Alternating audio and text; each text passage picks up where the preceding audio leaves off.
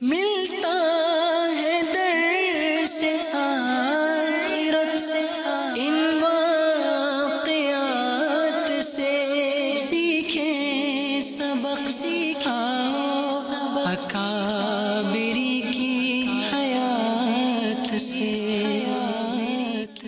الحمد للہ رب العالمین والصلاة والسلام علی سید المرسلین، اما بعد فاعوذ باللہ من الشیطان الرجیم، بسم اللہ الرحمن الرحیم۔ الصلاة والسلام علیک یا رسول اللہ وعلی آلک واصحابک یا حبیب اللہ، الصلاة والسلام علیک یا نبی اللہ وعلی آلک واصحابک یا نور اللہ۔ پیارے اسلامی بھائیوں اور مدنی چینل کے ناظرین، پروگرام ہے ایک قصہ ایک سبق، اور آج ہم آپ کے سامنے انشاءاللہ دلجوئی کے متعلق بیان کریں گے۔ آئیے سب سے پہلے درود پاک کی فضیلت سنتے ہیں۔ درود پاک کی فضیلت امیر المؤمنین حضرت سیدنا علی المرتضیٰ رضی اللہ عنہ سے روایت ہے کہ اللہ پاک نے جنت میں ایک درخت پیدا فرمایا ہے جس کا پھل سیب سے بڑا، انار سے چھوٹا، مکھن سے نرم، شہد سے بھی میٹھا اور مشک سے زیادہ خوشبودار ہے۔ اس درخت کی شاخیں موتیوں کی، تنے سونے کے اور پتے زبرجد کے ہیں۔ اس درخت کا پھل صرف وہی کھا سکے گا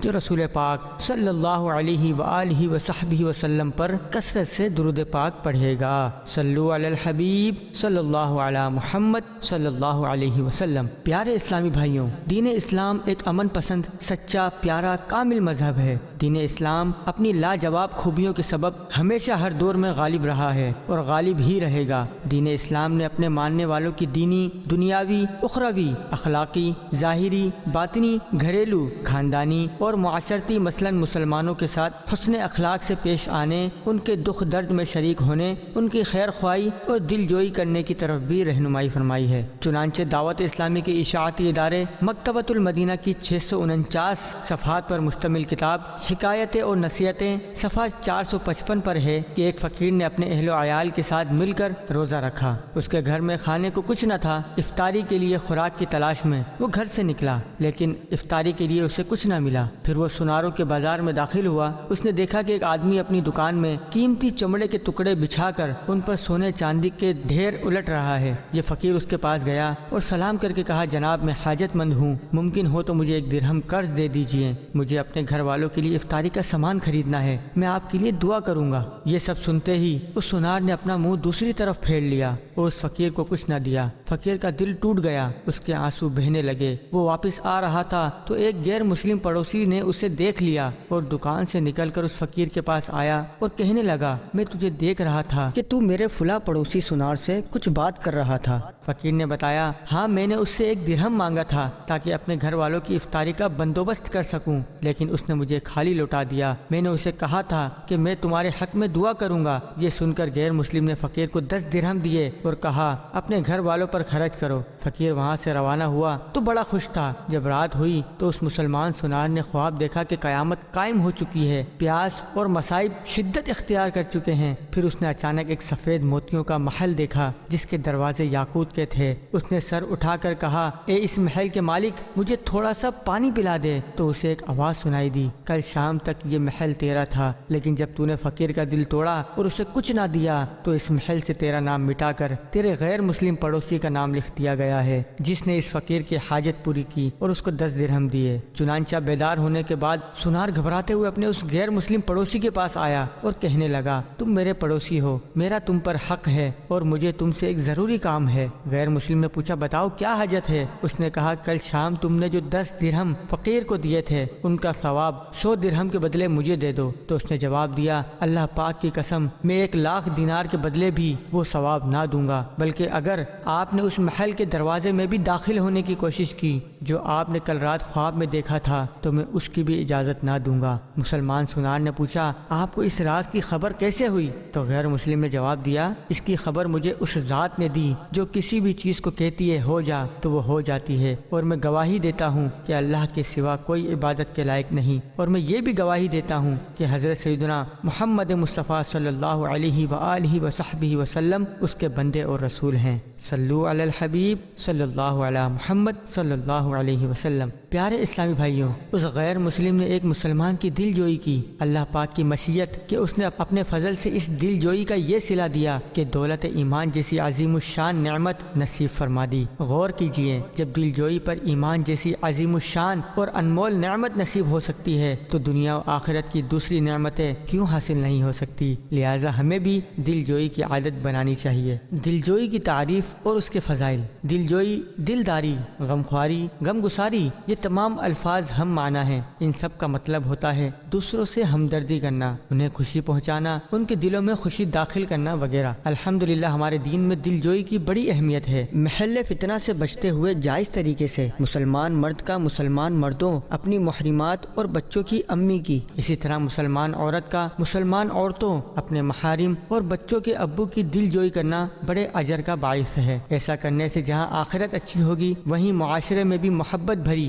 بہترین فضا قائم ہوگی۔ دوسروں کی دل جوئی کرنے کا کتنا بڑا اجر ہے، آئیے اس بارے میں کچھ احادیث کریمہ سنتے ہیں۔ نمبر 1، حضور صلی اللہ علیہ وآلہ وصحبہ وسلم نے ارشاد فرمایا، اللہ پاک کے نزدیک فرائض کی ادائیگی کے بعد سب سے افضل عمل مسلمان کے دل میں خوشی داخل کرنا ہے۔ نمبر 2، نبی کریم صلی اللہ علیہ وآلہ وصحبہ وسلم نے ارشاد فرمایا، بے شک مغفرت کو واجب کر دینے والی چیزوں میں سے تیرا اپنے مسلمان بھائی کا دل خوش کرنا بھی ہے۔ نمبر 3، پیارے آقا صلی اللہ علیہ وآلہ وصحبہ وسلم نے ارشاد فرمایا، جس نے کسی مسلمان کو خوش کیا اس نے اللہ پاک کو راضی کیا۔ نمبر 4، حضور صلی اللہ علیہ وآلہ وصحبہ وسلم نے ارشاد فرمایا، جو شخص کسی مسلمان کا دل خوش کرتا ہے تو اللہ پاک اس خوشی سے ایک فرشتہ پیدا فرماتا ہے جو اللہ پاک کی عبادت اور اس کی وحدانیت بیان کرتا رہتا ہے۔ جب وہ آدمی مرنے کے بعد اپنی قبر میں پہنچتا ہے تو وہ فرشتہ اس کے پاس آ کر کہتا ہے، کیا تم مجھے جانتے ہو؟ آدمی کہتا ہے، تم کون ہو؟ وہ کہتا ہے، میں وہ خوشی ہوں جو تو نے فلاں بندے کے دل میں داخل کی تھی، اور آج میں تیرا دل بہلا کر پریشانی دور کروں گا، میں تجھے تیری حجت یاد دلاؤں گا، میں نکرین کے جواب میں تجھے حق پر ثابت قدم رکھوں گا، میں قیامت کے دن تیرے ساتھ ہوں گا، رب کریم کی بارگاہ میں تیری شفاعت کروں گا اور جنت میں تیرا مقام دکھاؤں گا۔ صلو علی الحبیب صلی اللہ علی محمد صلی اللہ علیہ وسلم۔ پیارے اسلامی بھائیوں، معلوم ہوا کہ دل جوئی کرنا اور دوسروں کے دلوں میں خوشی داخل کرنا ایسا کام ہے کہ جس سے اللہ پاک اپنے بندے کو مشکلات سے بچانے کے اسباب پیدا فرما دیتا ہے۔ آئیے دل جوئی کے متعلق بزرگوں کے کچھ اقوال بھی سنتے ہیں۔ حضرت سیدنا بشر حافی رحمۃ اللہ علیہ فرماتے ہیں، کسی مسلمان کا دل خوش کرنا 100 نفل حج سے بہتر ہے۔ حضرت خواجہ نظام الدین اولیاء رحمۃ اللہ علیہ فرماتے ہیں، قیامت کے بازار میں کسی سودے کی اتنی قیمت نہ ہوگی جتنی دل کا خیال رکھنے اور دل خوش کرنے کی ہوگی۔ حضرت سیدنا مکحول دمشقی رحمۃ اللہ علیہ نے فرمایا، جو شخص کسی کی دل جوئی کرتے ہوئے فوت ہوا وہ شہید ہے۔ صلو علی الحبیب صلی اللہ علی محمد صلی اللہ علیہ وسلم۔ دل جوئی کے واقعات۔ پیارے اسلامی بھائیوں، دل جوئی کے بڑے فضائل ہیں۔ یہی وجہ ہے کہ ہمارے بزرگوں کے دلوں میں دوسروں کی دل جوئی اور دلداری کا جذبہ کوٹ کوٹ کر بھرا ہوا تھا۔ وہ مقدس ہستیاں لوگوں کی دل جوئی کرتے اور اپنے دلوں کو راحت پہنچاتے تھے۔ آئیے اللہ والوں کے دل جوئی کے واقعات اور ان سے حاصل ہونے والے مدنی پھول سنتے ہیں۔ فاروق اعظم رضی اللہ عنہ کی ایک خاندان کی داد رسی۔ ایک رات اسلام کے دوسرے خلیفہ حضرت سیدنا عمر فاروق اعظم رضی اللہ عنہ مدینہ منورہ کا دورہ فرما رہے تھے کہ ایک خیمے پر نظر پڑی۔ جب قریب گئے تو آپ کو کسی کے تکلیف میں مبتلا ہونے کی آواز آئی۔ اس خیمے کے باہر ایک شخص بیٹھا تھا۔ آپ نے سلام کے بعد اس سے حال دریافت کیا تو معلوم ہوا کہ وہ خلیفہ وقت سے ہی ملنے آیا ہے، البتہ اسے یہ معلوم نہیں تھا کہ خلیفہ وقت اس کے سامنے کھڑے ہیں۔ بہرحال اس نے بتایا کہ اس کی زوجہ امید سے ہے اور بچے کی پیدائش کا وقت قریب ہے۔ امیر المؤمنین حضرت سیدنا عمر فاروق اعظم رضی اللہ عنہ اپنے گھر تشریف لائے اور اپنی زوجہ محترمہ حضرت سیدتنا ام کلثوم بنت علی رضی اللہ عنہما سے فرمایا، کیا تم ثواب کمانا چاہتی ہو؟ اللہ پاک نے اسے خود تم تک پہنچایا ہے۔ انہوں نے عرض کی، حضور کیا بات ہے؟ آپ نے فرمایا، ایک عورت کے بچے کی ولادت کا وقت قریب ہے اور اس کے پاس کوئی بھی نہیں ہے۔ عرض کیا، اگر آپ راضی ہیں تو میں چلتی ہوں۔ فرمایا، ٹھیک ہے، تم ضروری سامان وغیرہ لے لو۔ جب وہاں پہنچے تو آپ نے اپنی زوجہ کو اندر بھیج دیا اور خود اس شخص کے پاس بیٹھ گئے۔ اس سے فرمایا، آگ جلاؤ۔ اس نے آگ جلائی تو آپ نے ہانڈی اس کے اوپر رکھ دی۔ جب ہانڈی پک گئی تو دوسری طرف بچے کی ولادت بھی ہو گئی۔ آپ کی زوجہ نے اندر سے آواز دی، اے امیر المؤمنین، اپنے ساتھی کو بیٹے کی خوشخبری دے دیجئے۔ جیسے ہی اس شخص نے لفظ امیر المؤمنین سنا تو ڈر گیا اور عاجزی کے ساتھ تھوڑا سا پیچھے ہٹ کے بیٹھ گیا۔ آپ نے فرمایا، جیسے بیٹھے تھے ویسے ہی بیٹھے رہو۔ پھر آپ نے ہانڈی اٹھا کر اپنی زوجہ کو دی اور فرمایا خاتون کو پیٹ بھر کر کھلاؤ۔ پھر آپ نے اس شخص کو بھی کھانے کے لیے دیا اور فرمایا کل صبح میرے پاس آنا، میں تمہاری ضروریات کو پورا کر دوں گا۔ جب وہ شخص صبح آپ کے پاس آیا تو آپ نے اس کے بچے کا وظیفہ بھی جاری کیا اور اسے بھی مال وغیرہ عطا کیا۔ صلو علی الحبیب صلی اللہ علی محمد صلی اللہ علیہ وسلم۔ پیارے اسلامی بھائیوں، سنا آپ نے امیر المؤمنین حضرت سیدنا فاروق اعظم رضی اللہ عنہ نے کس طرح ایک پریشان حال کی دستگیری فرمائی اور ان کی دل جوئی کا سامان کیا، اپنی نگرانی میں آگ روشن کروائی، اپنے ہاتھوں سے ہانڈی چڑھائی اور کھانے کی ترکیب بنائی، پھر خود ہی کھانا نکال کر اپنی زوجہ محترمہ کے ذریعے اس عورت کے لیے بھیجا۔ غور کیجئے، یہ وہی فاروق اعظم ہیں جن کے سائے سے شیطان بھاگتا تھا۔ جی ہاں، یہ وہی فاروق اعظم ہیں جن کو حضور نبی کریم صلی اللہ علیہ وآلہ وصحبہ وسلم نے اپنی زبان مبارک سے جنتی ہونے کی خوشخبری دی ہے۔ یہ وہی فاروق اعظم ہیں جن کے بارے میں اللہ کے پیارے رسول صلی اللہ علیہ وآلہ وصحبہ وسلم نے یہ دعا فرمائی کہ اے اللہ عمر بن خطاب کے ذریعے اسلام کو عزت عطا فرما۔ یہ وہی فاروق اعظم ہے جو یتیموں بے سہارا لوگوں کی خیر خواہی کے لیے راتوں کو جاگ کر دورہ فرمایا کرتے تھے۔ یہ وہی فاروق اعظم ہیں جن کی رائے کے مطابق قرآن کریم کی آیات مبارکہ نازل ہوئیں۔ یہ وہی فاروق اعظم ہیں جن کا فرمان ہے کہ اگر نہر فرات کے کنارے ایک بکری بھی بھوکی مر گئی تو مجھے اندیشہ ہے کہ بروز قیامت اللہ پاک مجھ سے اس کے بارے میں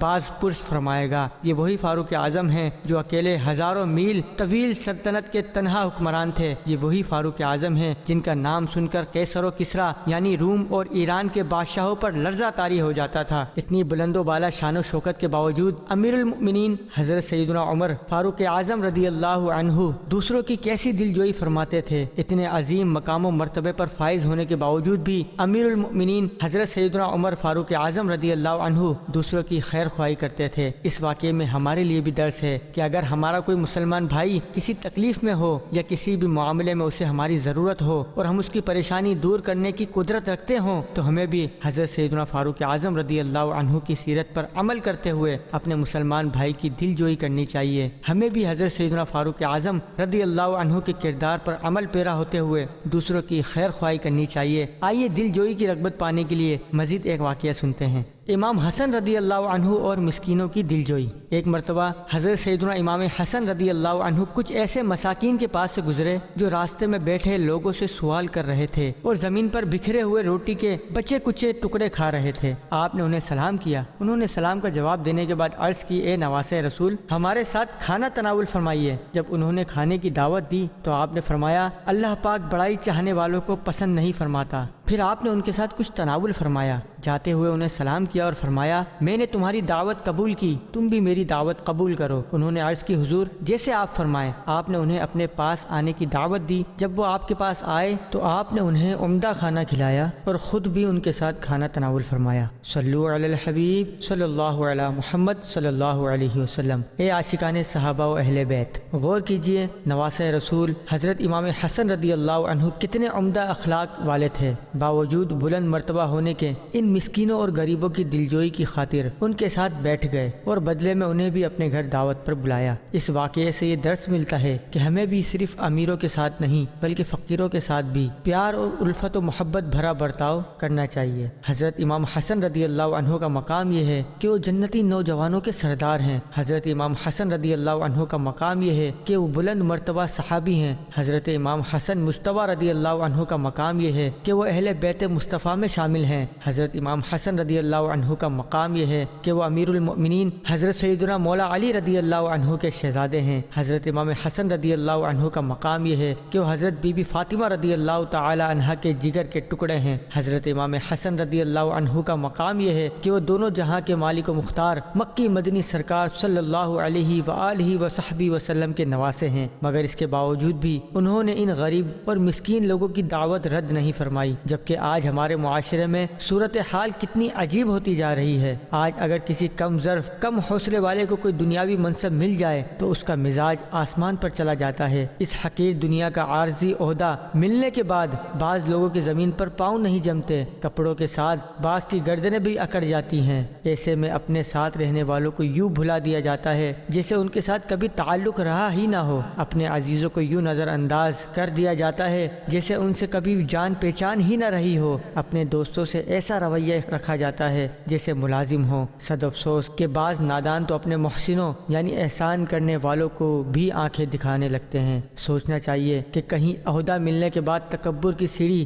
جہنم میں نہ گرا دے۔ امیر اہل سنت بانی دعوت اسلامی حضرت علامہ مولانا ابو بلال محمد الیاس عطار قادری رضوی دامت برکاتہم العالیہ تنبیہ کرتے ہوئے فرماتے ہیں، گر تکبر ہو دل میں ذرہ بھر، سن لو جنت حرام ہوتی ہے۔ لہٰذا عقل مندی کا ثبوت دیتے ہوئے عاجزی و انکساری اختیار کرنی چاہیے۔ یاد رہے، اگر کوئی شخص کسی دنیاوی منصب و دولت ملنے کے بعد قیمتی لباس پہنتا ہے، کسی وجہ سے لوگوں سے میل جول کم رکھتا ہے، تب بھی ہمیں اس کے بارے میں ہمیشہ حسن ظن یعنی اچھا گمان ہی رکھنا چاہیے۔ ہم یہ نہیں کہہ سکتے کہ فلاں شخص تو کوئی منصب ملنے کی وجہ سے بڑا مغرور ہو گیا ہے، سیدھے منہ بات ہی نہیں کرتا وغیرہ۔ کسی مسلمان کے بارے میں بدگمانی کی ہمیں اجازت نہیں۔ بدگمانی گناہ کبیرہ، حرام اور جہنم میں لے جانے والا کام ہے۔ اللہ پاک ہمیں بدگمانی سے بچنے اور ہمیشہ عاجزی اختیار کرنے کی توفیق عطا فرمائے۔ آئیے ترغیب کے لیے عاجزی کی فضیلت پر دو فرامین مصطفیٰ صلی اللہ علیہ وآلہ وصحبہ وسلم سنتے ہیں۔ حضور صلی اللہ علیہ وآلہ وسلم نے ارشاد فرمایا، جو اپنے مسلمان بھائی کے لیے تواضع اختیار کرتا ہے اللہ پاک اسے بلندی عطا فرماتا ہے، اور جو مسلمان بھائی پر بلندی چاہتا ہے اللہ پاک اسے پستی میں ڈال دیتا ہے۔ نمبر دو، حضور صلی اللہ علیہ وآلہ وصحبہ وسلم نے ارشاد فرمایا، اللہ پاک عاجزی کرنے والوں سے محبت اور تکبر کرنے والوں کو ناپسند فرماتا ہے۔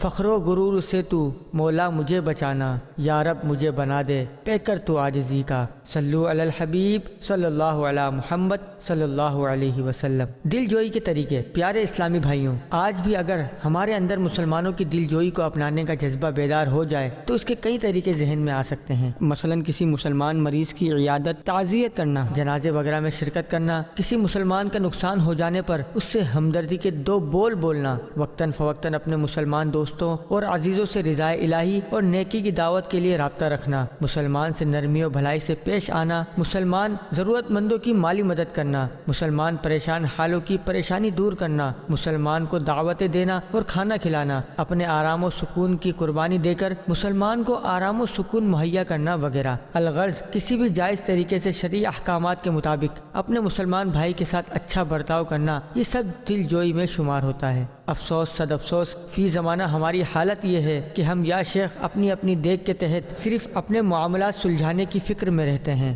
ہمارے آس پاس کتنے مسلمان پریشان حال ہیں، ہمیں اس کا کوئی احساس نہیں ہوتا۔ ہمارے جاننے والوں میں کتنے مسلمان بیمار ہو جاتے ہیں پھر ٹھیک ہو جاتے ہیں اور ہمیں پتہ ہی نہیں چلتا۔ ہمارے اڑوس پڑوس میں کس مسلمان کا انتقال ہو گیا ہے، بعض اوقات تو یہ بھی معلوم نہیں ہوتا۔ وہ مسلمان جن سے ہمارا روزانہ کا واسطہ ہے ان میں سے کتنے خوش دلی سے اور کتنے پریشان چہروں سے ہمیں ملتے ہیں، کیا اس پر ہم نے کبھی غور کیا؟ ہمارے جاننے والے مسلمانوں میں سے کتنے قرضوں میں جکڑے ہوئے ہیں، بلکہ خاندان میں ہمارے کتنے رشتہ دار غربت و افلاس کی چکی میں پس رہے ہیں، ہمیں اس کی کوئی خبر نہیں۔ ہمارے مسلمان پڑوسیوں کو 2 وقت کا کھانا بھی نصیب ہوتا ہے یا نہیں، ہمیں اس سے کوئی سروکار نہیں۔ پہننے کے لیے مناسب کپڑے بھی میسر آتے ہیں یا نہیں، ہمیں اس سے کوئی غرض نہیں۔ کتنے بیمار مسلمانوں کی راتوں کی نیند اور دن کا سکون پیسہ نہ ہونے کی وجہ سے برباد ہو رہا ہے، اس کی طرف ہماری توجہ ہی نہیں ہوتی۔ یاد رکھیے، ایک اچھا مسلمان وہی ہوتا ہے جو اپنے لیے پسند کرے وہی اپنے بھائی کے لیے بھی پسند کرے۔ آئیے اپنے اندر پیارے آقا صلی اللہ علیہ وآلہ وصحبہ وسلم کی دخیاری امت کی دل جوئی اور خیر خواہی کا جذبہ بیدار کرنے کے لیے 2 فرامین مصطفیٰ صلی اللہ علیہ وسلم سنتے ہیں۔ چنانچہ پیارے آقا صلی اللہ علیہ وآلہ وصحبہ وسلم نے ارشاد فرمایا، لوگوں کے لیے بھی وہی پسند کرو جو اپنے لیے کرتے ہو، اور جو اپنے لیے ناپسند کرتے ہو اسے دوسروں کے لیے بھی ناپسند کرو۔ جب تم بولو تو اچھی بات کرو یا خاموش رہو۔ ایک اور روایت میں حضور صلی اللہ علیہ وسلم نے ارشاد فرمایا، مومن اس وقت تک اپنے دین میں رہتا ہے جب تک اپنے مسلمان بھائی کی خیر خواہی چاہتا ہے، اور جب اس کی خیر خواہی سے الگ ہو جاتا ہے تو اس سے توفیق کی نعمت چھین لی جاتی ہے۔ اللہ پاک ہمیں اپنے مسلمان بھائیوں کی دلجوئی اور خیر خواہی کرنے والا بنا دے، آمین۔ پیارے اسلامی بھائیوں، آج کے پروگرام کا وقت اختتام کی طرف بڑھ رہا ہے۔ آئندہ ایک نئے واقعے اور سبق کے ساتھ حاضر ہوں گے، تب تک کے لیے اجازت دیجیے۔ صلو علی الحبیب صلی اللہ علی محمد صلی اللہ علیہ وسلم۔